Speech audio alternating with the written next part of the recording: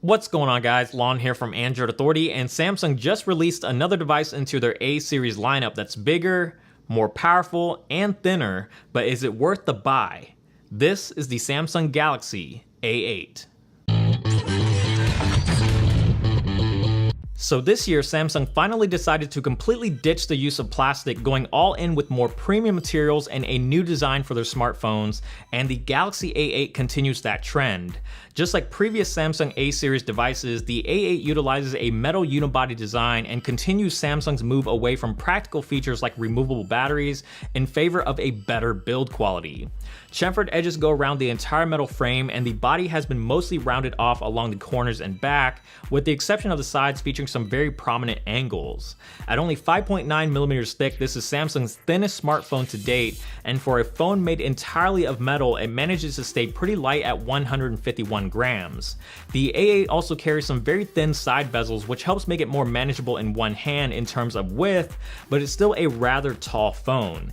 The metal build and super thin profile of the A8 is an awesome combination, but despite how great it feels in the hand, it can still be pretty unwieldy at times, especially with such a large screen, and the smooth metal back is quite slippery, which makes the phone feel even less secure during one-handed operation. The buttons and ports are in identical locations to other Galaxy A devices, with the power button comfortably placed on the right, micro USB and 3.5mm headphone jack on the bottom, a single speaker mounted on the rear next to the camera, and volume buttons on the left, but they're choked up extremely high on the chassis, making them very uncomfortable and awkward to reach. Also on the left are dual SIM card slots, one of which doubles as a micro SD card slot for extra storage, and of course a Samsung device would not be complete without the typical home button and capacitive keys on the front. The screen on the A8 is a Super AMOLED panel that measures in at 5.7 inches, and the large size makes it great for movies, games, web browsing, and pretty much anything else you typically want to do on a phone. It's got all of the characteristics that you would expect from a Samsung-made AMOLED screen, like great viewing angles, high brightness, good outdoor visibility, and vibrant saturated colors that makes the elements pop off the screen. It's a 1080p panel, which falls short of the Quad HD standard in today's current crop of flagships, but the A8 isn't a flagship, and most people will find 1080p to be more than enough for a screen on a phone. There's still plenty of sharpness and resolution to be had for a very enjoyable experience when reading text and various other content. Driving the everyday performance is the Qualcomm-made Snapdragon 615, a pretty common processor in the mid-range smartphone market. There's 2 gigs of RAM on board, and general everyday performance was pretty good and ran smoothly whether I was multitasking, browsing the web, or playing graphically intensive games. It does suffer from some home screen stutters every now and then, especially when scrolling in and out of Flipboard, but this was also a problem on the Galaxy S6, and Samsung hasn't done much to alleviate that problem on the A8. Otherwise, the A8 handles itself well, and in the grand scheme of things, the performance is on par with other smartphones that are similarly spec'd. Hardware-wise, the usual connectivity options like Wi-Fi, Bluetooth, NFC, and LTE Cat 6 are all available, but it does not support 4G bands in the US. 3G data speeds, however, work just fine on T-Mobile and AT&T. The A8 comes in either 16 or 32 gigs of storage, with the option to expand up to an additional 128 gigs to store all of your media. Samsung also brought the fingerprint sensor of the S6 over to the A8, and it seems to work just as well as it does on the S6, unlocking the phone relatively quickly. The setup process is identical, utilizing a series of repeated presses until it completely captures your fingerprint, and you can store up to a maximum of 4 fingerprints at one time. Speaker quality from the rear mounted speaker isn't the best. It doesn't get very loud, so it can be very tough to hear in noisier environments, and being mounted on the rear certainly doesn't make it any better. It's also somewhat tinny and hollow sounding, so the media experience is definitely lacking, at least when it comes to great sounding audio. Despite how thin the A8 is, Samsung was able to pack a pretty large 3050 mAh battery inside, and battery life has been really good.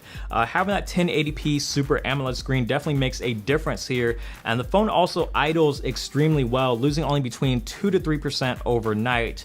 So even with heavy usage of a lot of gaming and YouTube watching, I was still able to squeeze out 4 hours of screen on time with over a day's worth of standby time, simply because of how well the phone idles. Now on a more normal day where I mostly mostly stuck to social media and web browsing. Screen on time reached upwards of almost 6 hours.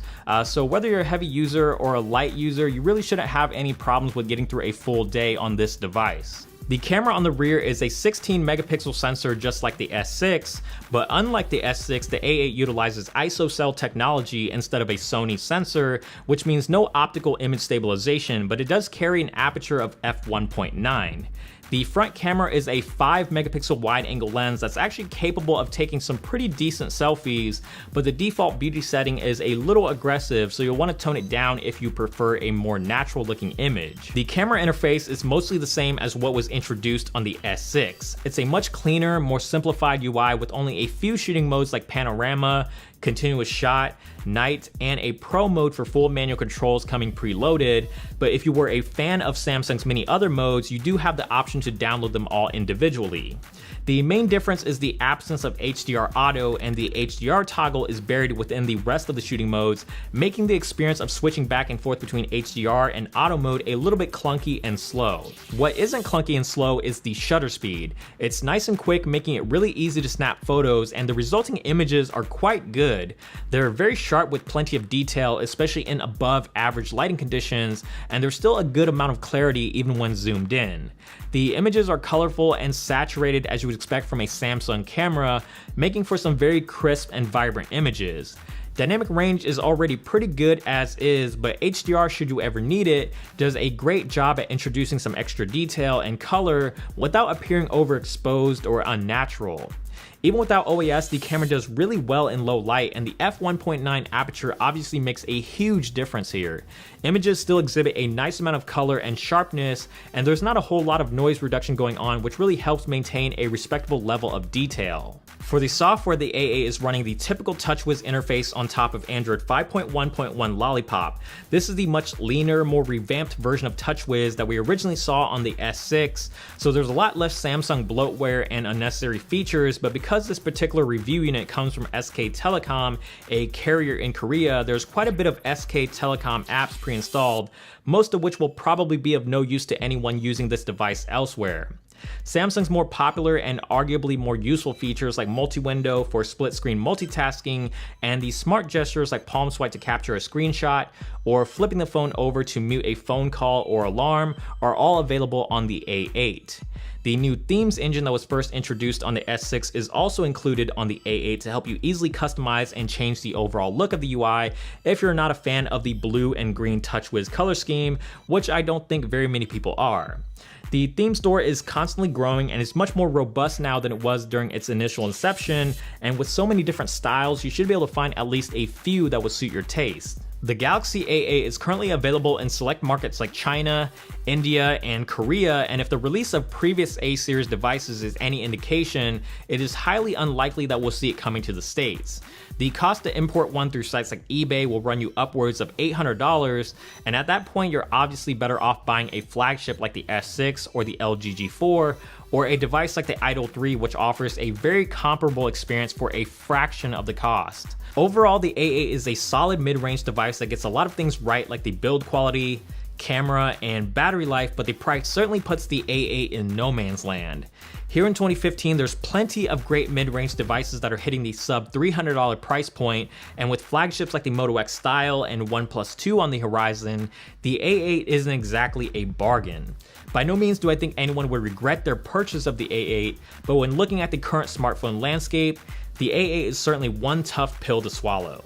As always guys, thank you so much for watching this video. If you did enjoy it, please give it a thumbs up down below. We definitely appreciate it. And also subscribe to the channel, which is also down below if you haven't already. And if you want to see more here from us at Android Authority, make sure to check out the links over here on the side. And feel free to follow me on any of my social media links. You'll see those around this area right here. And don't forget to check out the website as well, androidauthority.com, because we are your source for all things Android.